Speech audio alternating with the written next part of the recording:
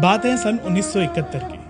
सन 1971 जब पड़ोसी मुल्क पाकिस्तान से कई परिवार भारत की भूमि पर आकर बसते हैं।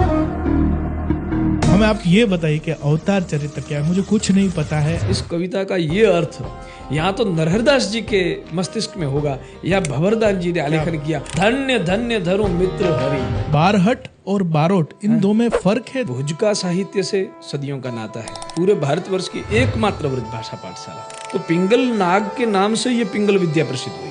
संगीत विषय अलग है, चारण की शैली विषय अलग है। प्रत्येक चारण किसी न किसी क्षत्रिय शाखाओं का दशम है। भुज के रत्नोच्चारण उन्होंने अन्य किसी क्षत्रिय राजा से दान न ग्रहण करने की शपथ ली, तब से वो उनकी सरनेम आज भी अयाची लिखते हैं। अहिर हैं, अहि यानी नाग, अहिर और चारण उनका मामा भांजे का नाता बताया जाता है। चारण कभी भी क्षत्रियों के नारी शक्ति के समुदाय से मिलने के लिए उसे किसी की परवानगी नहीं लेनी पड़ती थी।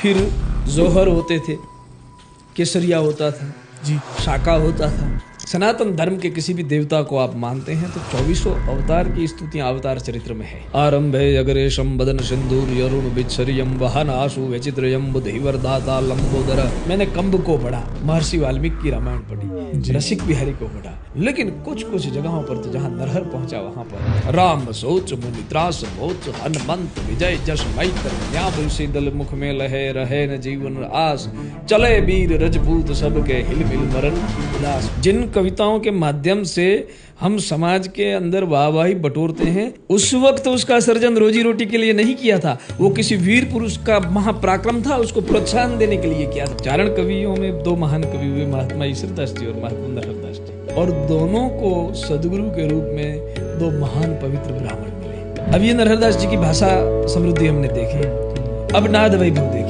अब सुंदर आरंभ भयो श्रोता सुनहु सुजान करहु उल्लंघन उदधिको के हनुमान बलवान। ओमकार अपार अखिल आधार अनामय आदि मध्य अवसान असमसम आत्म अव्यय एक अनेक अनंत। कविता को पढ़ने के बाद मैंने अवतार चरित्र को मेरे हृदय से लगा लिया। दिग नाल गोलाय सदिग चौही मनु छुट्टो मिली अशैत निशिग गगन मग्ग तारांजन टुट्टो। यहाँ पर गति के सारे माप पूरे हो जाते हैं, वहाँ नरहर की दृष्टि होती है। गुजराती में हाकला पड़कारा मानसू चाहिए। उसका पूछ का जो झुंडा है वो मस्तक के ऊपर घूमने लगा। क्षारक्त नयन लाल धूम।